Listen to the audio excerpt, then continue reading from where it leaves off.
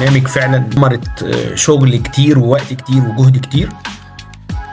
انا مينلي متخصص في الفاينانس، في الارقام، والحمد لله يعني ده مجالي من زمان، بشتغل فيه بقالي فترة.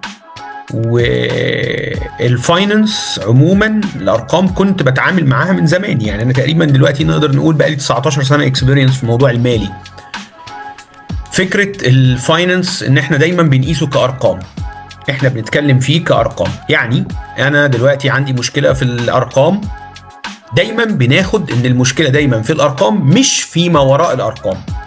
يعني كنا دايما ما بنجيبش التفسيرات اللي ما ورا الارقام، لغايه ما بدات ادخل مجال الكوتشنج كده وعرفت ان ورا الارقام دايما في حاجات بترتبط بيها او ليها ارتباط بيها، محتاجين نفسرها بشكل ما. فده اثمر عنه ان انا بدات ابحث في مجال المالي وعلاقته السلوك المالي وعلاقته بالمشاعر والايموشنز والحاجات دي كلها، ونتج عنه البرنامج اللي النهارده احنا بنتكلم فيه، اللي هو الكوتش المالي المعتمد للافراد. البرنامج اللي احنا بنتكلم عليه النهارده ده مش محتاج انك تكون من خلفيه ماليه خالص.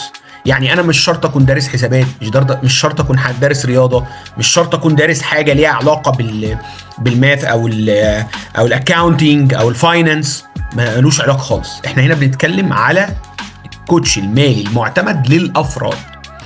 البرنامج معتمد من الاي سي اف، معتمد من اكاديميه اركان. طبعا احنا اول برنامج معتمد في الشرق الاوسط في الكوتشنج المالي.